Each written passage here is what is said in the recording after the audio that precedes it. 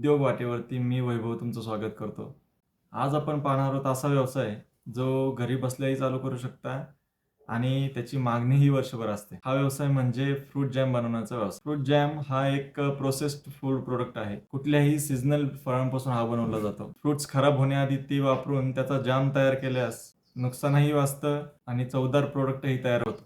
फळ कापण्यासाठी यंत्र लागतंय, एक स्टीलची कढई लागते, हँड ब्लेंडर किंवा मिक्सर लागतोय, गॅस स्टोव्ह किंवा इंडक्शन कुकटॉप चालेल, बाटल्या किंवा जार किंवा लेबल्स लागतील. एकूण खर्च हा जो येतोय तो 15,000 ते 20,000 रुपयापर्यंत सरासरी खर्च येतोय. फळ निवडताना ही सीझनल फळं निवडा, कारण सीझन मध्ये कमी रेटमध्ये ती फळं आपल्याला उपलब्ध होतील. दुसरं प्रोडक्ट लागते ते साखर. लिंबाचा रस हा एक नॅचरल प्रिझर्वेटिव्ह आहे, त्यामुळे आपण लिंबाचा रस वापरतोय. 100% नैसर्गिक आणि प्रेझर्वेटिव्ह फ्री जॅम तुम्ही तयार केलाय. जर सरासरी जॅमच्या बिझनेसमधून तुम्हाला 10% पासून तर 50% पर्यंत प्रॉफिट आपल्याला भेटू शकतं. पण सेल कोणाला करतो यावरती हे सगळ्या गोष्टी अवलंबून असतात. डायरेक्ट कस्टमरला तुम्ही जर विक्री करताय, दुकानांना न करता किंवा होलसेलर्सला न करता, तर यामध्ये तुमचं प्रॉफिट पर्सेंटेज वाढू शकतं. त्यामुळे सेल करताना शक्यतो कन्झ्युमर टू कन्झ्युमर सेल करा.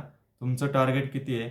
जर तुम्हाला घरगुती व्यवसाय करायचा, तुमचा प्रेफरन्स हा डायरेक्ट कन्झ्युमरला सेल करण्यातच असला पाहिजे.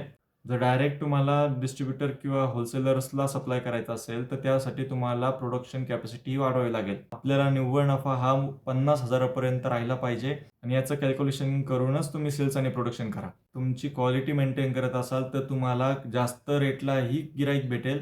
सुरुवातीपासूनच तुम्ही क्वालिटी तुमची मेंटेन ठेवा आणि त्यामध्ये तुम्हाला सुधारणा कशी करता येईल यावरती तुम्ही लक्ष केंद्रित करा. हा व्हिडिओ जर तुम्हाला आवडला असेल तर आमच्या चॅनलला सबस्क्राईब करा, लाईक करा आणि शेअर करायला विसरू नका.